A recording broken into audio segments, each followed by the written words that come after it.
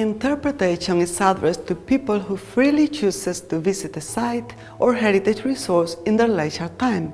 Thus, their attention is going to be very different from that of an expert. That's why, as interpreters, we must use specific methodologies for interpretive communication to ease understanding of heritage. The most widely accepted methodology is the TOR model of heritage interpretation. In this unit, you will learn the TOR principles of interpretive communication and their role in planning a heritage interpretation activity or project. Taking into account the main features of interpretation that you've seen in the previous units, interpretive activities must be interesting, enjoyable, and able to maintain the attention of visitors during the whole experience. It is also very important that the information offered is easily understood by the audience. According to this, Sam Ham described the 4 attributes of interpretation, what he called the interpretive approach to communication or TOR model. This model highlights the main qualities that an interpretive activity must have in order to be effective. It must be thematic, organized, relevant, and enjoyable, which are the initials standing for the acronym TOR. Let's explain these qualities. One of the cornerstones of interpretive communication is the design of thematic communication. That means that it has a clear theme, which is the global idea that runs through the storytelling as a backbone, and what you want visitors to remember above all when the interpretive activity finishes. Themes are whole ideas expressed by complete declarative sentences with a subject and a verb and an understandable meaning. You must know that in an interpretive activity, it is not possible to present all the aspects of a subject. For example, if you wanted to talk about mining in Rio Tinto in the south of Spain, you could explain its technical aspects, the configuration of the mining landscape, or the influence of the English companies in the area, among other themes. But you have to choose a particular approach in order to create storytelling. And all the other information you include must reinforce the selected theme.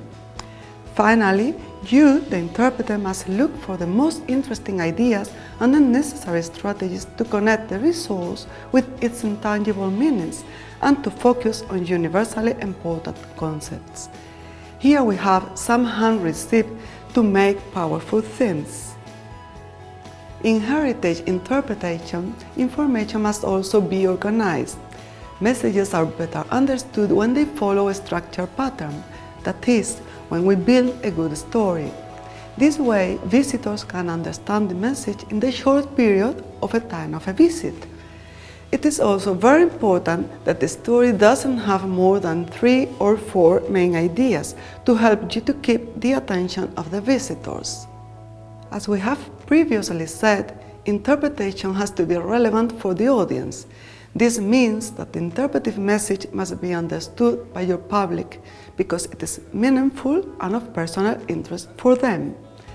This happens when you, as interpreters, build a bridge between the information of the resource and the audience by using examples, analogies, contrasts, or metaphors, among others.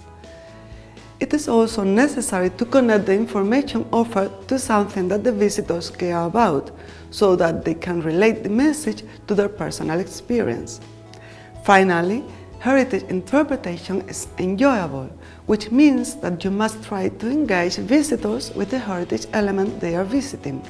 This doesn't necessarily imply that the activity has to be funny, but that the audience must feel involved.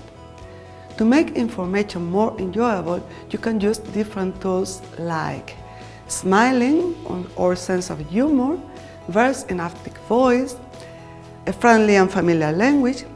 For example, the configuration of this domus is characterized by a series of rooms situated around an open area, can be replaced by, in this Roman house, the rooms surrounded the courtyard, as it happens nowadays in many houses in this area, without changing the meaning.